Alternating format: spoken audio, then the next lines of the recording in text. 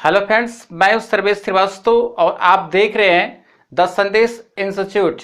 और आज हम लोग जो है इस वीडियो में सीपीयू के बारे में हम लोग आज समझेंगे कि सीपीयू का फुल फॉर्म क्या होता है, सीपीयू का डिफिनेशन क्या होता है और सीपीयू के पार्ट्स क्या क्या होते हैं। आज जो है हम लोग इस वीडियो में जानने वाले हैं।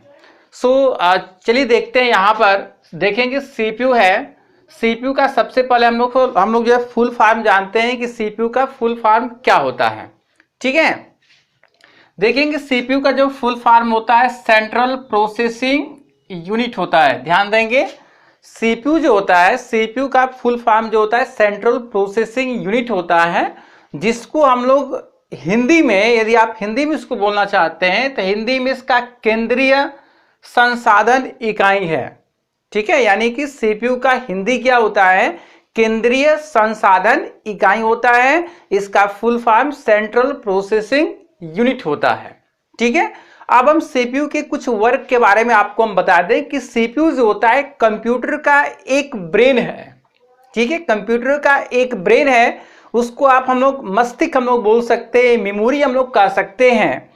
तो यानी कि जो भी हम लोगों का कंप्यूटर में जो वर्क होता है, जो भी हम लोग कंप्यूटर को इंस्ट्रक्शन देते हैं और इंस्ट्रक्शन का जो प्रोसेस होता है, और प्रोसेस होने के बाद जब उसका आउटपुट हमें मिलता है, वो आउटपुट, ये दोनों ही प्रक्रियाएं किसके थ्रू संपन्न की जाती हैं, सीपीयू के द्वारा ही संपन्न होता है। यानी कि यदि सीपीयू नहीं रहेगा, कंप्यूटर का ब्रेन नहीं रहेगा, तो क्या हम उसका इनपुट कर सकते हैं? न इनपुट हो पाएगा, न उसका हम लोग आउटपुट हम लोग ले पाएंगे। तो यहां पर देखेंगे, यानी कि सीपीयू क्या होगा, एक ब्रेन होगा।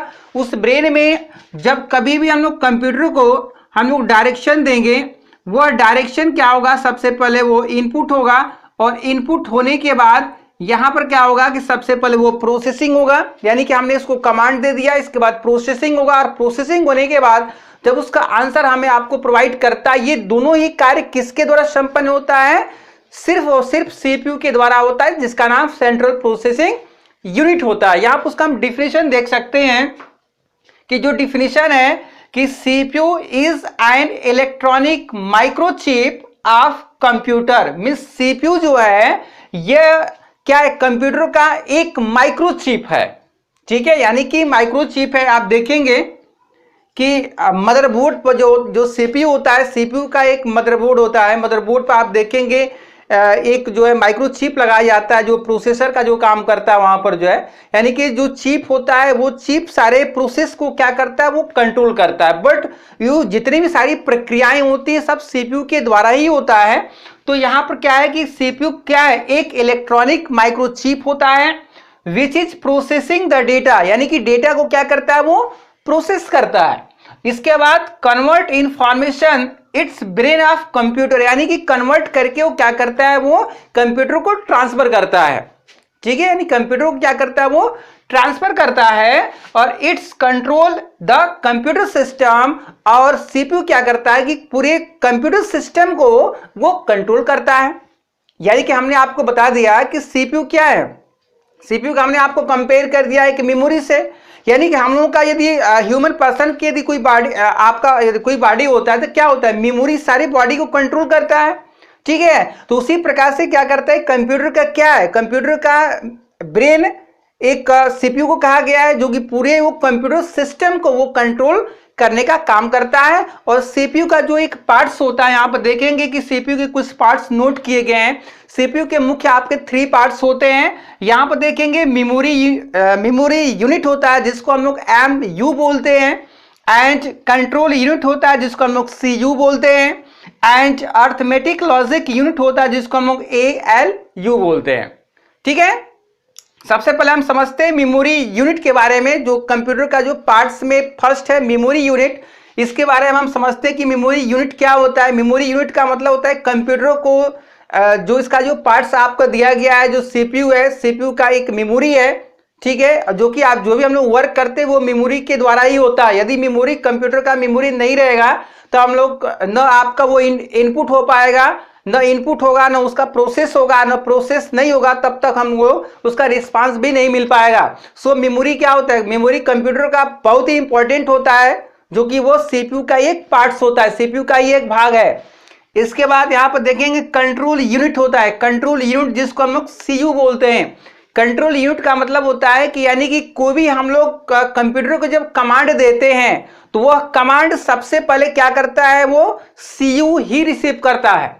यानी कि हमने उसको कमांड जब हम देते हैं तो कमांड जब देते हैं तो क्या करता है, सीयू मेमोरी का सबसे पहला जो पार्ट होता है वो सीयू एक्टिव होता है। जैसे मान लीजिए कि ये ब्रेन है, ठीक है, इसको हम लोग ब्रेन मानते हैं, और इसमें क्या है कि इस ब्रेन में कौन सा पार्ट्स इंक्लूड है, मेमोरी इंक्लूड है, ध्यान देंगे।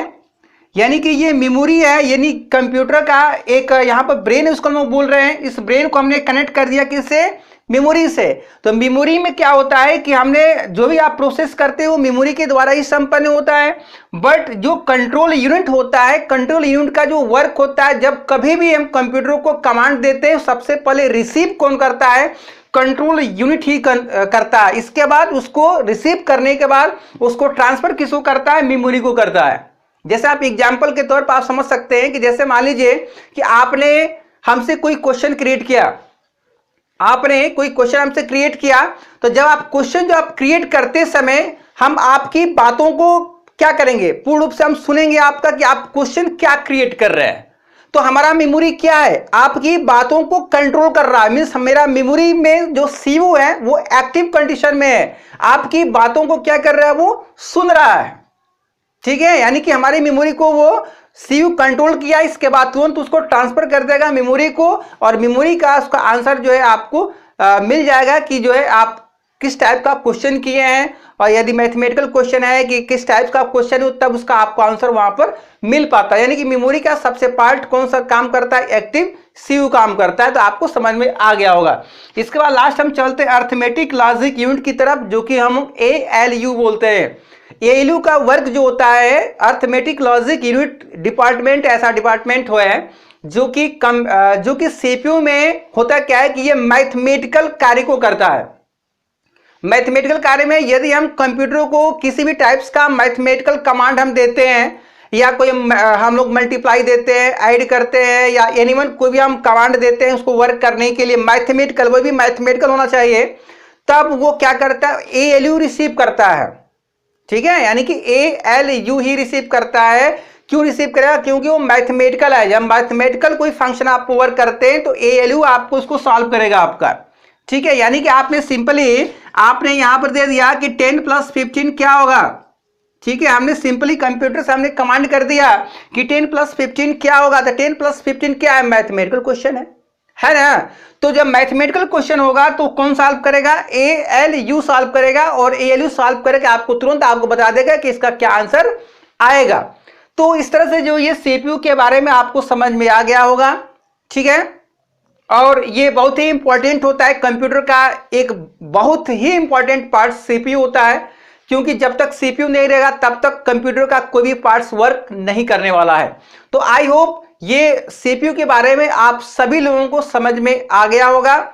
अब जो हमारे इस चैनल को जो है आप सब्सक्राइब कर लीजिए, और इस वीडियोज को जो है आप अधिक से अधिक लोगों में आप शेयर करिए, ताकि जो है और भी बच्चे इससे जो आप हेल्प ले पाए। मैं मिलता हूं एक नेक्स्ट वीडियो में, तब तक के लिए जय हिंद, जय भारत।